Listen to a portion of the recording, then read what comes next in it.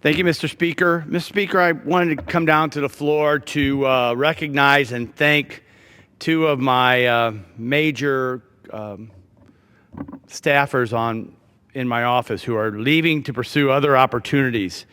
The first one is Greta Joynes.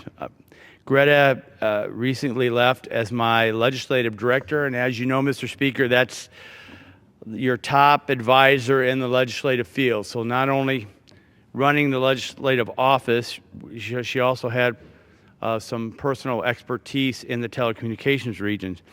But Greta is from northern Illinois, north of I-80, originally from the Chicagoland area, and as a graduate of Northern Illinois University, NIU. And she started as a staff assistant in 2003 and worked her way up through the ranks, as I said, becoming legislative director in 2011, and then served as deputy chief of staff from 2013 until she left recently in March.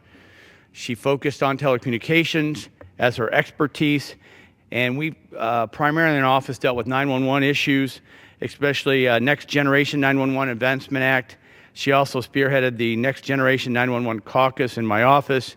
She's married to Bob, has two children, Gavin and Hadley, and we already miss her activity and work in the office, and we pass on best wishes. Next, Mr. Chris Sarley, who has a 14-year career on Capitol Hill. This is his 10th year with me, and I think it's uncommon in many offices for people to stay that long. I think it's a tribute to my chief of staff, Craig Roberts, and the fact that I don't meddle too much in their personal, how they manage their office and get their job done. Chris has served 10 years with me. In addition to handling healthcare and energy policies in my office, Chris has served the committee under Chairman Walden and Chairman Emeritus Upton as policy coordinator for the subcommittee on the environment since 2001. Chris has been invaluable member of my team, and some of his achievements include, before he came to my office, he worked on the Medicare Part D rollout. Under my office, he advanced several medical device titles in the 21st Century Cures Act.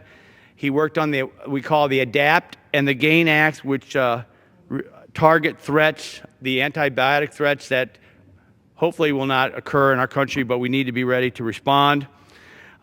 Very involved in DUFA, Agricultural Drug User Fee Act, and enabling the FDA to approve drugs used for pets and livestock.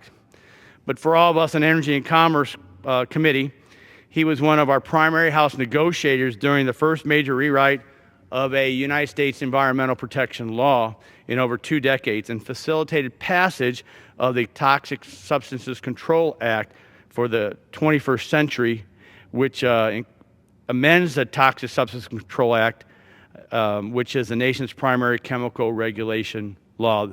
I think the public should really would appreciate if they knew the work that our staff members do on long hours, over the weekends. We mention it all times, especially when we're fighting across the aisle, because it's primarily the staff that's trying to get to the point where they can share language where we can then give a thumbs up or thumbs down.